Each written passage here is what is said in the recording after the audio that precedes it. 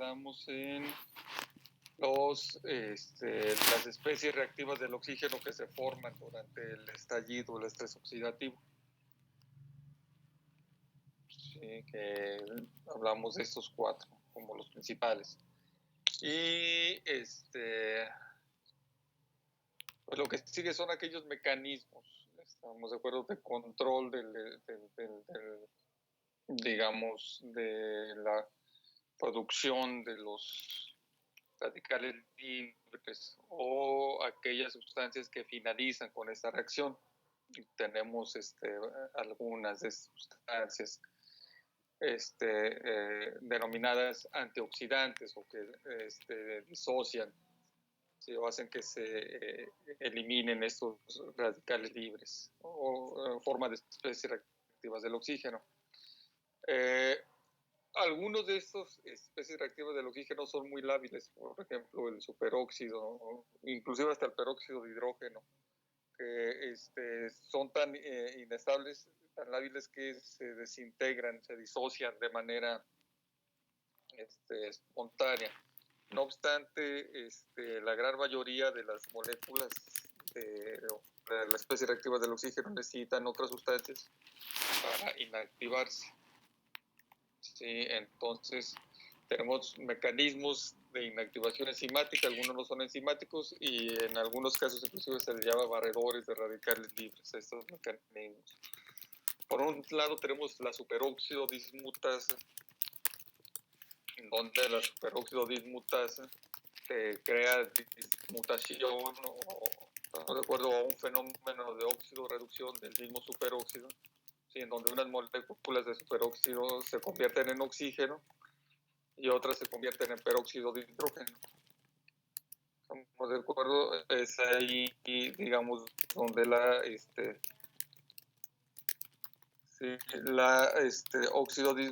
superóxido sí funciona controlando sobre todo al superóxido, ¿estamos de acuerdo? No obstante, pues de esta reacción te queda peróxido de hidrógeno y otros peróxidos de hidrógeno también formados durante la génesis de estos radicales libres van a ser erradicados por otra enzima denominada glutatión peroxidasa. Recuerden, donde la glutatión peroxidasa 1 es la que más este grupo de vida tiene la más abundante en las células, en el citoplasma de todas las células. Y la reacción que se cataliza entre glutatión peroxidasa y o cómo se disocia el peróxido de hidrógeno, lo explica en la siguiente reacción, donde tienes 2 moléculas de glutatión peroxidasa reducido.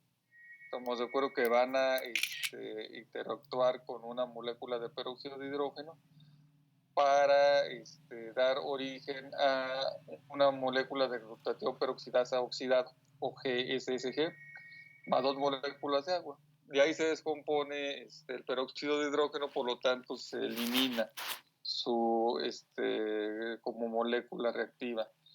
Ahora bien, el índice, sí, o la proporción de relación entre glutatión reducido y glutatión oxidado se puede utilizar como una medida o para cuantificar el estado oxidativo de una célula. ¿Qué tanto tienes glutatión peroxidasa sin reducir? ¿Qué tanto la tienes oxidada? ¿Estamos de acuerdo? O sea, ¿qué tanto la célula está oxidando o no está oxidando? ¿Estamos de acuerdo? O sea, como mecanismo de eliminación de peróxido de hidrógeno. Y tenemos la catalasa que está presente en los peroxisomas y es importante la catalasa para la degradación del peróxido de hidrógeno. Entonces, una molécula de catalasa va a reaccionar con 2 moléculas de peróxido de hidrógeno y estas moléculas de hidrógeno van a ser disociadas en oxígeno y en agua. Y se acabó el problema, ¿no? Es neutralizado especie reactiva del oxígeno. Y tenemos también mecanismos que no son endógenos, son más bien exógenos, o algunos endógenos, pero la mayoría son exógenos, constituidos por las vitaminas. Tenemos vitamina E, vitamina A, C, el betacaroteno, es parte de la vitamina A también, en donde pues actúan como antioxidantes también, neutralizando radicales libres, donándoles el electrón que les falta. Muy bien, entonces, ¿cuáles son los componentes celulares diana o los blancos, las áreas sensibles o las zonas, las partes sensibles de la célula que se lesionan por acción de los radicales libres, especies reactivas del oxígeno? Uno son las membranas, estamos de acuerdo, las membranas plasmática, mitocondrial y lisosómica. Las especies reactivas del oxígeno generan un fenómeno que se llama peroxidación de los dobles enlaces de los lípidos de la membrana. ¿Estamos de acuerdo? Lo que va a generar que estos lípidos poliinsaturados se desnaturalicen y a partir de ellos, por efecto de la peroxidación, se formen moléculas de peróxido de hidrógeno. ¿Estamos de acuerdo? Entonces, la formación de moléculas de hidrógeno a partir de los enlaces lipídicos poliinsaturados también va a generar este fenómeno de propagación, que se dio una reacción de cadena a lo largo de toda la membrana plasmática, mitocondrial, lisosómica. Y todo esto va a traer como consecuencia pues cambios en la selectividad, en la función de la membrana. ¿Estamos de acuerdo? Se va a perder esa selectividad, la bomba de sodio potasio va a dejar de funcionar, pues en el caso de la membrana citoplasmática, en el caso, por eso digamos la bomba de sodio potasio no funciona, hay entrada masiva de sodio, salida masiva de potasio, entrada masiva de calcio. Si se pierde potencial de membrana en la membrana mitocondrial, hay disminución, por lo tanto, en la generación de ATP, aumento de la glucólisis, lo que ya vimos en el caso de la hipoxia isquemia, ¿estamos de acuerdo? Todo eso igual aparece como un fenómeno fisiológico, una alteración fisiológica asociada al estrés oxidativo, igual que ocurre en la hipoxia isquemia. Y en el caso de las proteínas, pues van a formar enlaces cruzados. ¿Sí? Por ejemplo, las especies reactivas del oxígeno reaccionan o desnaturalizan los residuos o grupos sulfhidrilo de las proteínas y van a causar fragmentación de las proteínas, ¿sí? Por desnaturalización de estos grupos sulfhidrilo y mal plegamiento, que eso lo vamos a ver después también como una causa específica de lesión celular y de muerte celular. Y por último, pues el daño del ADN, ¿no? O sea, lo que le ocurre, o sea, lo que hacen las especies reactivas del oxígeno con el ADN, que lo fragmentan en estructuras monocaternarias. Estamos de acuerdo, se separan las dos hebras por peroxidación. Bueno, no es peroxidación, pero sí por denaturalización de los residuos de timina. Estamos de acuerdo, del ADN. Y hay separación a lo largo de esto en lo que denominan este patrón de una sola hebra. Muy bien, doctores, tomen sus teléfonos móviles, por favor. Y van a responder esta pregunta. Les pongo el enlace en el chat.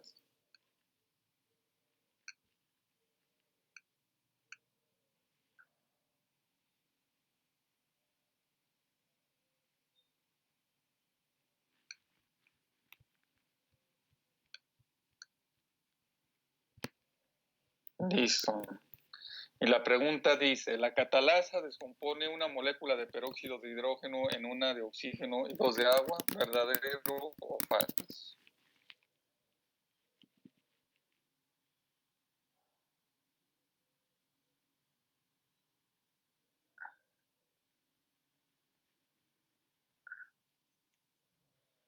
Vamos a ver sus respuestas.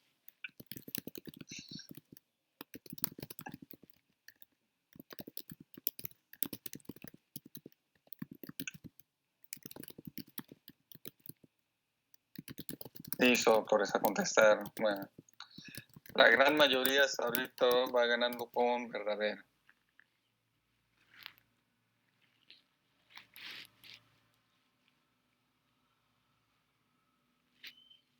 Muy bien.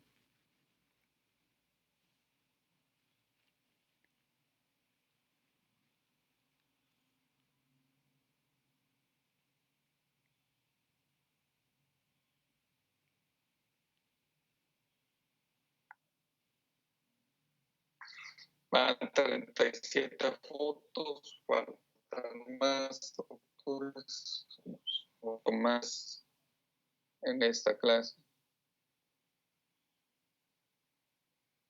Vamos en 40 votos, faltan.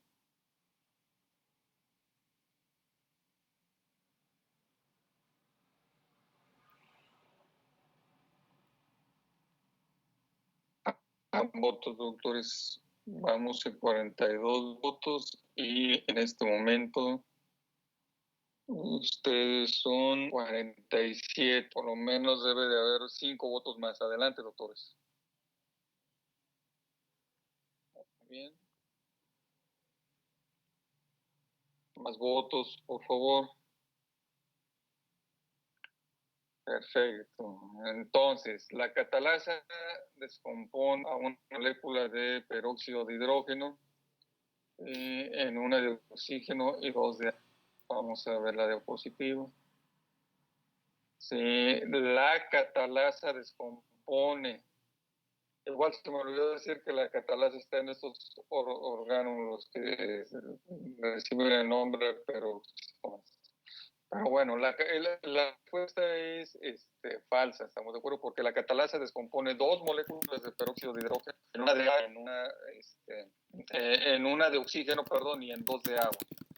Estamos de acuerdo, entonces, no, o sea, una molécula catalasa no reacciona con una sola de peróxido de hidrógeno. Estamos de acuerdo en que la respuesta es incorrecta, por lo tanto, 13 ustedes tuvieron correcta la pregunta, la gran mayoría la tuvo mal. Muy bien, vamos a continuar con esto.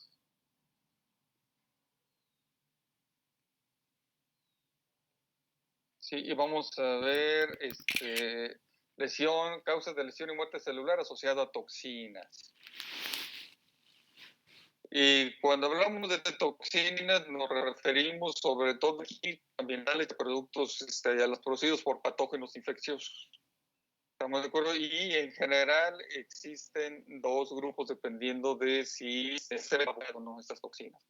Por un lado tienen las toxinas de acción directa, que son aquellas que tienen su efecto directo, o sea que no necesitan ser procesados, metabolizados por la célula para generar un efecto dañino sobre un mecanismo bioquímico de la célula o sobre la estructura de la célula. Y el ejemplo que da el libro de una sustancia tóxica de acción directa, exógeno, pues es el cloruro de mercurio. El cloruro de mercurio se une a los grupos sulfidrilo de las proteínas que están en la membrana celular y por lo tanto tienen la capacidad de inhibir el transporte dependiente de ATP. Sí, incrementa la permeabilidad de la membrana generando daño directo en la célula. Existen otras sustancias que tienen una acción directa y que causan un daño similar al cloruro de mercurio. Por ejemplo, algunos agentes quimioterapéuticos que se utilizan para tratar. Y algunas toxinas microbianas también tienen la facultad de interferir con la síntesis de proteínas y con el transporte de iones a través de la membrana. Y esto por dar algunos ejemplos. Y tenemos las toxinas de acción directa o también denominada de acción latente. Estas, digamos, por sí solas no tienen un efecto tóxico, o sea, no tienen una actividad tóxica intrínseca.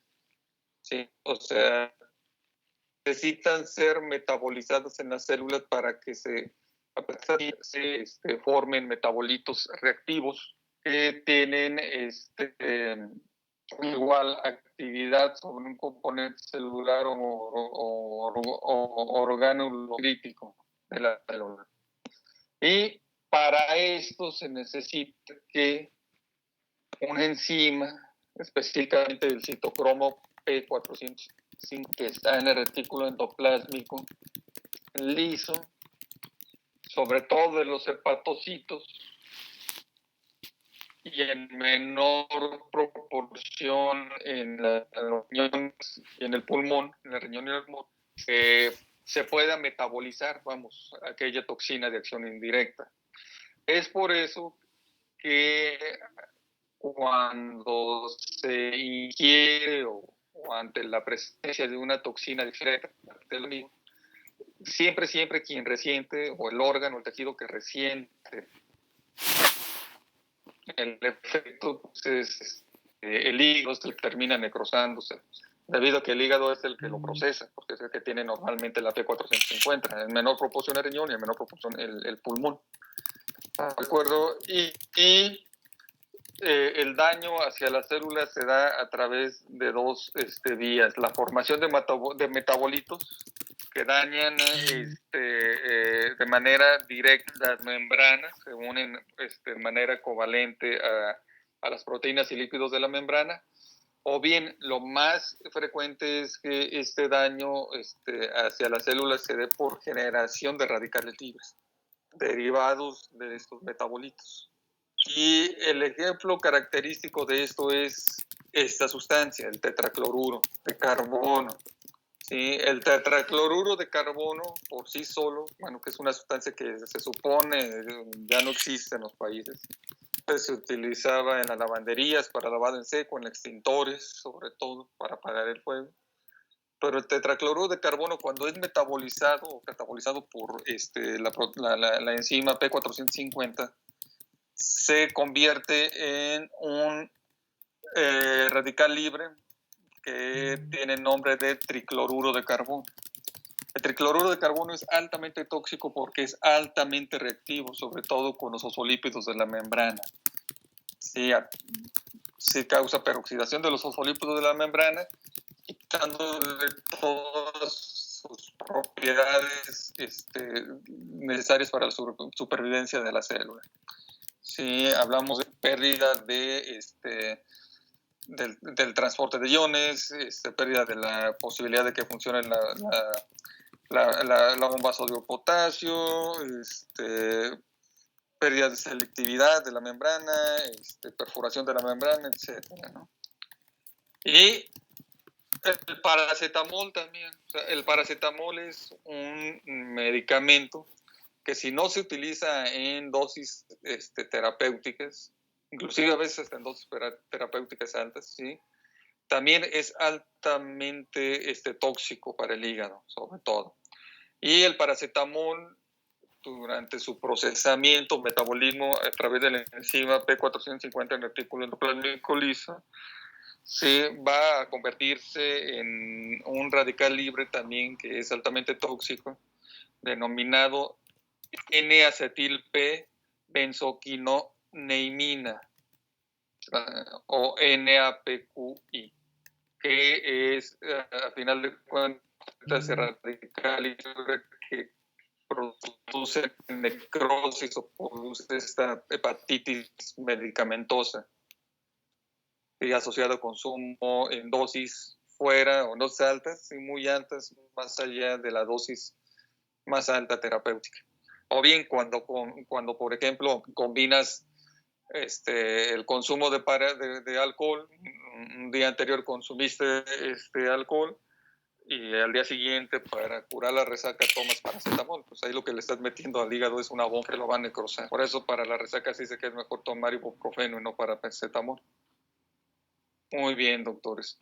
Entonces, esto por un lado, sí, respecto a los especies reactivas del oxígeno. En el caso de los del acúmulo de proteínas anómalas, o también denominado estrés de retículo endoplásmico, es otra causa también de lesión y muerte celular. Para que ustedes recuerden, ¿sí? Cuáles, digamos, o cuáles son los pasos en la formación de una proteína, vamos a ver el siguiente video. De manera normal, estos pasos se tienen que seguir, ¿sí? Para que tengas una proteína con un funcionamiento adecuado.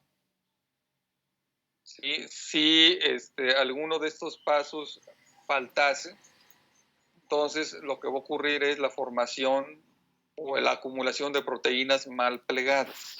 Ese es el fenómeno, estamos de acuerdo, que causa el retículo endoplasmático, el estrés del retículo endoplasmático. ¿Estamos de acuerdo? Entonces, si falla en alguno de estos pasos, va a haber problemas. Veamos este video. Las proteínas están formadas de 20 distintos tipos de aminoácidos, unidos mediante enlaces peptídicos. La cantidad de proteínas diferentes que pueden formarse a partir de estos aminoácidos es prácticamente infinita. Además, las distintas formas en las que una cadena de aminoácidos puede plegarse hace que las proteínas sean extremadamente diversas y tengan funciones que van desde dar estructura a las células, catalizar reacciones bioquímicas, etc. Las proteínas se estructuran en el espacio de forma compleja, en un proceso que involucra interacciones de distintos tipos y que tiene que ver con los aminoácidos que las conforman, el ambiente en que se encuentran, etc. Sin embargo, esta estructuración compleja puede dividirse en niveles de estructuración para su mejor entendimiento. El primer nivel es la estructura primaria. Al referirnos a la estructura primaria de una proteína, estaremos hablando únicamente de la secuencia de aminoácidos, es decir, el acomodamiento uno por uno de los aminoácidos que forman a la proteína, unidos mediante enlaces peptídicos. La estructura primaria es el primer nivel, puesto que en este punto se considera a la proteína como una cadena de aminoácidos sin que ésta se haya plegado de ninguna forma. Una cadena de aminoácidos no se mantendrá en una forma lineal, sino que comenzará a plegarse tan pronto se vaya formando. La estructura secundaria de una proteína se refiere a estos plegamientos iniciales que la secuencia lineal de aminoácidos comienza a desarrollar. En la estructura secundaria son los puentes de hidrógeno los enlaces que dirigen principalmente el plegamiento.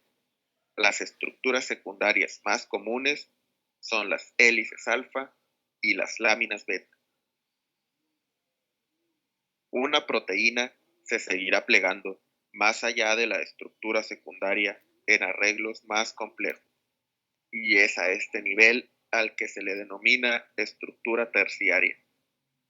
En este nivel, no solo los puentes de hidrógeno son importantes, también contribuyen los enlaces disulfuro entre las cisteínas, las interacciones de Van der Waals, así como interacciones iónicas o hidrofóbicas. La estructura terciaria define la conformación de una proteína en dominios, que son estructuras tridimensionales que poseen alguna función en específico. Por ejemplo, dominios de unión ADN-A, dominios catalíticos de enzimas, etc. Por último, la estructura cuaternaria de una proteína se refiere a aquellas proteínas que están formadas de más de una cadena de aminoácidos. En estos casos, varias subunidades se unen por enlaces de distintos tipos para formar una sola unidad proteica funcional. La hemoglobina, por ejemplo, está formada de 4 subunidades. Muy bien, doctores. Entonces, lo que les mencionaba en clases pasadas, ¿no? Para que una proteína tenga funcionalidad, sí, se debe de plegar. Ya ustedes vieron en el video en qué consiste el plegamiento. Y este plegamiento tiene que llevar a la proteína a adquirir una estructura terciaria o inclusive cuaternaria, dependiendo de su función. Pero si no pasa por esta estructura terciaria, ¿estamos de acuerdo? No puede ser activa o no puede tener una actividad como tal, porque solo con la estructura terciaria se le forman los denominados dominios.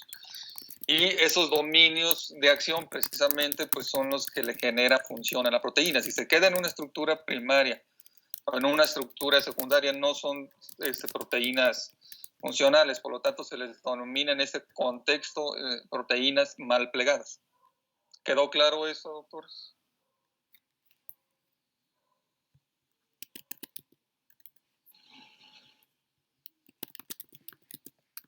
¿Sí o no, doctores? ¿No me lo puede volver a repetir, doctor? Sí, o sea, si tienes una estructura, una proteína en estructura primaria y secundaria, son proteínas que no se han plegado en sí mismos. O sea, la cadena polipeptídica no se ha, digamos, utilizando otra palabra distinta, plegamiento, o sea, no se ha enrollado en sí mismo. ¿Sí? O sea, no ha tenido o no ha perdido esa estructura lineal que tienen al inicio como una cadena. Estamos de acuerdo, y no se ha plegado o enrollado en sí mismo. Sí, a eso, hasta que pasa eso, cuando adquiere una estructura terciaria cuaternaria, estamos de acuerdo, se le denomina que la proteína ya se plegó. Entonces, al plegarse, como adquiere sus dones de función, pues, se vuelven una proteína funcional. Si no se enrolla en sí misma, la proteína no va a tener funcionalidad. Lo único que va a ocurrir con esa proteína es que se va a acumular y eso causa daño. No sé si me di a entender ahora sí. Sí, doctor, gracias. Bueno, doctor, creo que doctor. Vamos a revisar manita. A ver, doctora Jocelyn Huerta. Ay, doctor, yo tenía una duda, pero de las diapositivas pasadas. Voy a buscar mi duda. Era que qué proteína es la que cataliza al tetracloruro de carbono. Es que no lo alcancé a notar. P450. Aquí está. Del retículo endoplásmico liso. ¿Vale? Bueno. P450. Ya la... Ok, gracias. P450, ándale. Sí, entonces, digamos, esto de manera normal ocurre durante... proteína que está. Perdón, ocurre durante la génesis, normalmente ocurre durante la génesis de proteína, ¿no? Primero adquieren una estructura primaria, luego pasa por la secundaria, pero para que se conviertan en proteínas funcionales necesita adquirir una estructura terciaria o inclusive cuaternaria, de acuerdo con la unión de varias cadenas polipeptídicas o varias cadenas de aminoácidos. Ahora bien, todo esto normalmente está regulado por dos mecanismos que permiten, por un lado, que se desarrollen o se formen de manera normal esas proteínas, y por otro lado que se eliminen aquellas que están dañadas. Las chaperonas de retículo endoplásmico son un grupo de proteínas que parecen estructuralmente, parecen un barril, ¿sí? Parecen un tonel. Tienden a involucrar esas proteínas que están formándose desde estructura primaria hasta su estructura terciaria y cuaternaria, las envuelven, estamos de acuerdo, o sea, la proteína queda inmersa en estas chaperonas para que la misma chaperona le forme un microambiente propicio para que se forme de manera adecuada. Estamos de acuerdo, para que no haya, digamos, causas de mal plegamiento de las proteínas. Entonces, las chaperonas acompañan durante la formación de la proteína. Y para las proteínas que no se plegaron de manera correcta, pues se tiene un mecanismo de eliminación, que en este caso se llama la vía de la ubiquitina proteasoma, en donde la proteína ubiquitina se une a esas proteínas mal plegadas y la lleva hacia el complejo proteolítico denominado proteasoma dentro de la célula, que se va a encargar de eliminar esas células, de separarlas otra vez en aminoácidos. prescindilan aminoácidos y se acabó el problema, no se acumula la proteína. Ahora bien, ¿qué es lo que ocurre cuando por algún motivo, estamos de acuerdo, las proteínas se acumulan, mal plegadas se acumulan, o bien se acumulan proteínas que ni siquiera se alcanzaron a plegar? Pues eso te va a causar dos fenómenos.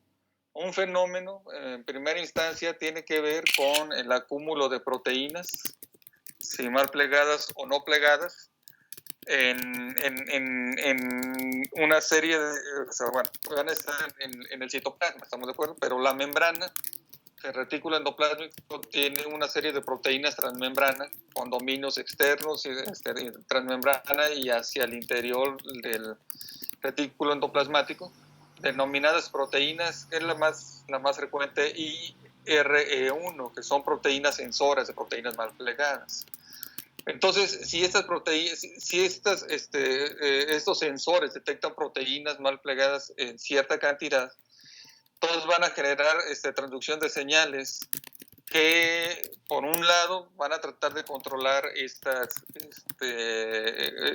fenómeno, ¿no?, de acúmulo de proteínas mal plegadas. Y estos, digamos, mecanismos consisten en un aumento de la síntesis de chaperonas, o sea, la misma retículo endoplásmico va a generar más chaperonas para tratar de arreglar este mal plegamiento de proteínas. Por otro lado, va a haber una reducción en la síntesis de proteínas, o sea, hasta que se arregle el problema de la síntesis de proteínas mal plegadas, estamos de acuerdo, el retículo endoplásmico para la síntesis de proteínas, pero también va a haber un aumento de la degradación de proteínas a través del sistema ubiquitina proteasoma. ¿Sí? Y eso tal vez de manera temporal o como un control efectivo, estamos de acuerdo, va a generar una menor concentración, una menor carga de proteínas mal plegadas en la célula. Estamos de acuerdo, entonces, a este fenómeno, sí, de acúmulo de proteínas mal plegadas se le llama, como menciona aquí en la imagen, estrés de retículo endoplasmático. Esto lo maneja como un estrés leve de retículo endoplasmático. Estamos de acuerdo que todavía puede ser controlado. Y a esta respuesta de control del estrés del retículo endoplásmico se le conoce como respuesta a proteínas mal plegadas, que es una respuesta protectora, ¿sí?, de los efectos de las proteínas mal plegadas. Ahora bien, ¿qué es lo que pasa si el acúmulo de proteínas rebasa a las chaperonas, al número de chaperonas disponibles, o al esfuerzo que hace la célula por degradar esas proteínas mal plegadas? Pues entonces esto se convierte en una situación más grave, en una forma de estrés de retículo endoplasmático más grave, en donde la transducción o la transmisión de señales se va a dar hacia la activación de las proteínas BH3. ¿Se acuerdan qué hacen estas proteínas BH3, doctores? ¿O qué función tienen y en qué mecanismo funcionan? Vamos a ver, manitas. ¿Quién quiere participar?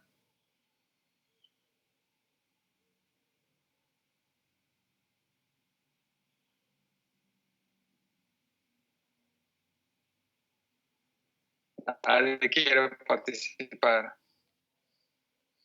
A ver, doctora, Natalie Maroon, adelante, doctora, le toca participar. ¿Cuáles son las proteínas BH3? Ya las hemos mencionado. Doctora Maroon.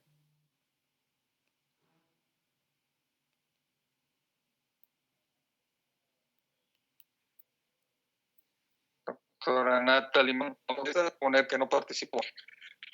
Bueno.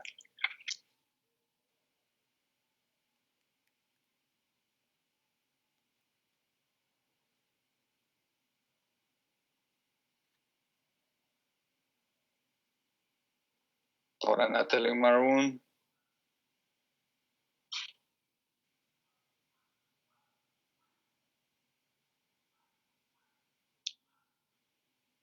Muy bien, vamos a preguntarle entonces.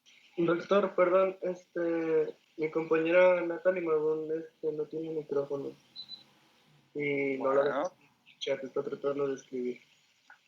a ver, doctor Adrián Romo Rosas. Buenos días, doctor. ¿Qué significa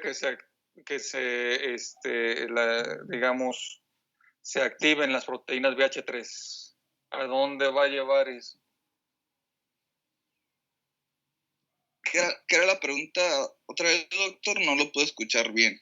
Que cuando hay una acumulación importante de proteínas mal plegadas y se superan estos mecanismos de control que ya vimos, estamos de acuerdo, o sea, la chaperona no son suficientes, la degradación de proteínas mal plegadas no es suficiente. Si ese acúmulo exagerado de proteínas va a llevar a la activación del grupo de proteínas BH3. Esas proteínas BH3 que van a activar, doctores, y eso ya lo vimos con anterioridad.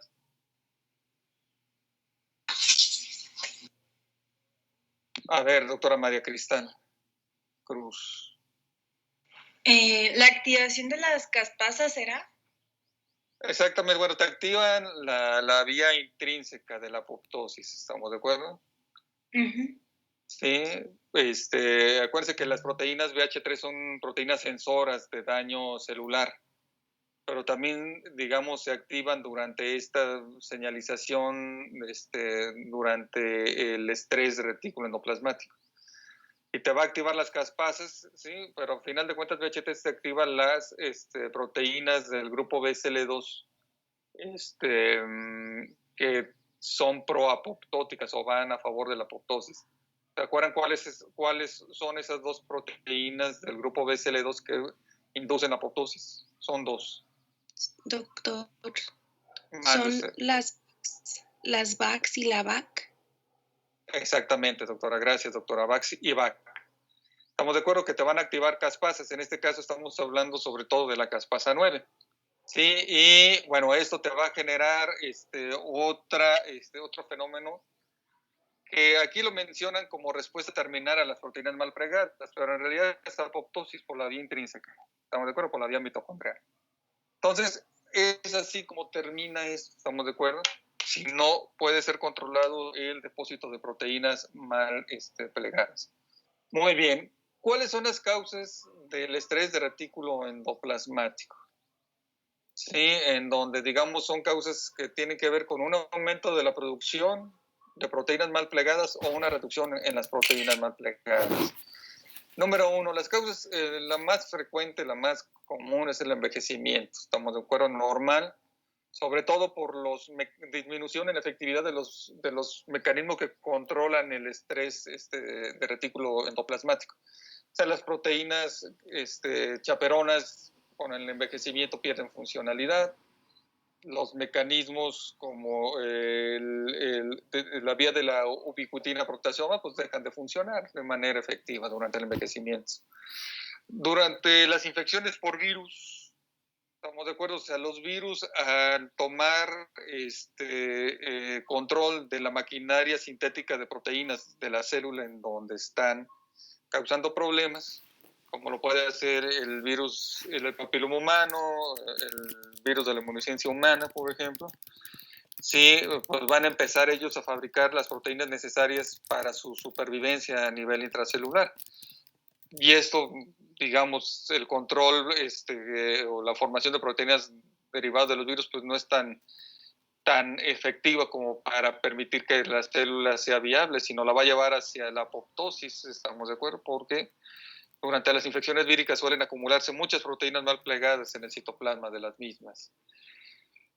Cuando hay, por ejemplo, aumento de la demanda de proteínas secretoras, como por ejemplo la insulina, cuando hay resistencia a la insulina, o sea, los islotes pancreáticos, estamos de acuerdo, están produciendo insulina, pero los tejidos son insensibles o resistentes al efecto de la insulina. Como medida compensadora, si el mismo páncreas va a producir más insulina, pero lo produce en tales cantidades que va a formar o se van a depositar se van a depositar proteínas o insulina mal plegada dentro de las células pancreáticas y pues esto va a causar daño. ¿Estamos de acuerdo? O sea, es tan rápido que se está produciendo, ¿sí? Que con los controles de calidad en la producción de proteínas pues no son efectivos. Cambios en el pH celular, que el pH celular se disminuya, se vuelva ácido. Y también cambios en el estado redox de las células, en los fenómenos de reducción y oxidación. También eso puede causar alteración en las proteínas. Privación de oxígeno y de la glucosa, ¿sí? Fenómenos que ya vimos, también te lleva a la formación de proteínas mal plegadas, al acúmulo de estas. ¿Estamos de acuerdo? Porque los mecanismos necesarios para la formación de proteínas son dependientes de energía. Si no tienes oxígeno y glucosa, pues no vas a tener energía, no vas a tener ATP. Muy bien, y existen, digamos, causas o enfermedades que generalmente son hereditarias, son genéticas, y te causa, por un lado, deficiencia de proteínas, que no se produzcan proteínas, ¿estamos de acuerdo? O bien estrés de retículo endoplásmico, porque son deficientes las proteínas, o hay deficiencia de proteínas, pero también se producen mal plegadas. Y son todas estas enfermedades, algunos ejemplos, esto ustedes lo pueden leer para no entretenernos en esto. Tenemos la fibrosis quística, por ejemplo, donde la proteína CFTR, estamos de acuerdo que es una proteína importante para el transporte de cloro a través de las membranas celulares. Estamos de acuerdo, se debe de manera efectiva. Si no se da este transporte de cloro, pues la célula va a adquirir, si no se da o no se tiene, una proteína SFTR funcional, las células pues van a entrar en apoptosis porque esta proteína se acumula de manera anómala en el citoplasma de la célula. Y así tenemos otros ejemplos que corren aquí. Ustedes lo pueden ver en el libro para no entretenernos en esto. Sí, y tenemos el daño al ADN. También el daño al ADN, el libro menciona causas, digamos, como quimioterapia, radioterapia, especies reactivas del oxígeno, mutaciones adquiridas, etcétera, que pueden llegar a tener un impacto en la estructura de la cromatina.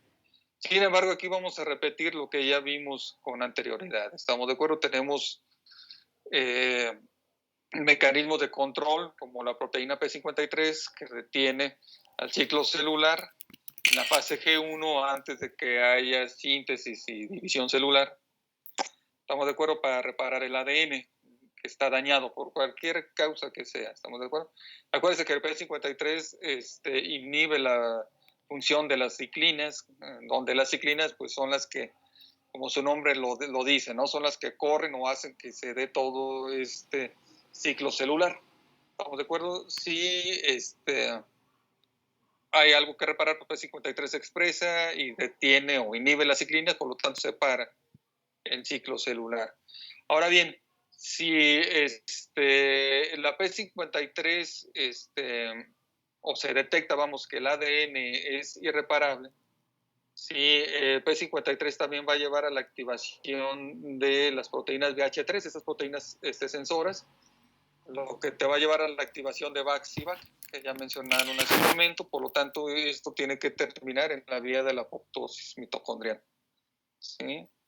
Y si hay una mutación, o sea, que altere la función de P53 o ausencia de la misma, pues esto va a terminar en la supervivencia celular, fenómeno que se asocia a cáncer. ¿De acuerdo? Entonces, el daño al ADN, por ejemplo, por radicales libres, que lleva al cáncer, ¿sí? Por dar un ejemplo, ¿no? Respecto a lo que estamos viendo. La inflamación igual te causa lesión y muerte celular, y eso lo vamos a ver con más, digamos, con más extenso en el siguiente capítulo, en donde, pues sí, las células inflamatorias producen enzimas, sobre todo neutrófilos, macrófagos, linfocitos, etcétera, que son tóxicas o destruyen microorganismos, pero no son selectivas. También se llevan o causan daño en las células de los tejidos, en las células del huésped, en los tejidos del huésped. ¿Estamos de acuerdo? Entonces la inflamación es un potente fenómeno que causa lesión celular o lesión tisular colateral a los efectos benéficos que suele tener. Y los acontecimientos comunes respecto a esto, algunos ya los mencionamos, pero los vamos a repetir. ¿Estamos de acuerdo? Uno es la disfunción mitocondrial, como ocurre con la lesión por hipoxia isquemia, en donde eso te va a llevar al agotamiento del ATP, ¿sí? A la formación de especies reactivas del oxígeno. Sí, agotamiento de ATP porque la fosforilación oxidativa se pierde, se disminuye. ¿Sí? Formación de especies reactivas del oxígeno por la reducción incompleta del oxígeno. Se va a formar superóxido, peróxido de hidrógeno, ¿sí? Entre otros. Y ese famoso poro o canal que mencionábamos o en la clase que revisamos apoptosis, en este caso, bueno, y en aquel caso también se le da el nombre de poro de transición de la permeabilidad mitocondrial. Sí, entonces la disfunción mitocondrial se manifiesta morfológicamente con la formación de este poro. Y ese poro va a llevar, número uno, a que se pierde potencial de membrana mitocondrial. ¿Estamos de acuerdo? O sea, su capacidad de generar energía prácticamente. Que haya cambios en el pH celular, que se vuelva ácido. Y que haya liberación de proteínas proapoptóticas. Estamos hablando sobre todo de citocromo C. Entre otras proteínas, ¿sí? Y tenemos también aumento de permeabilidad de las membranas. Por lo tanto, va a haber daño en la membrana mitocondrial con todos los efectos que ya vimos. Daño en la membrana plasmática, lo que te va a llevar a la pérdida del equilibrio osmótico, que entre agua, ese es el fenómeno final de esto. Y que se pierdan metabolitos, que haya salida de metabolitos importantes para la producción de ATP, por ejemplo, el piruvato de deshidrogenasa, que es importante para la generación de ATP. Y en el caso del daño en la membrana de los lisosomas, que haya liberación de hidrolasas ácidas, que haya activación al citoplasma y activación de hidrolasas ácidas y que te causen una desnaturalización total de la célula. Ya casi terminamos, doctores. Y el destino final de esto, pues, es envejecimiento, necrosis y apoptosis. ¿Estamos de acuerdo, doctores? Es en donde van a terminar de manera común estos mecanismos de lesión y muerte celular. Cáncer también lo podemos considerar. ¿Sí? Y esto sería todo por el día de hoy, doctores. ¿Tienen dudas, preguntas al respecto?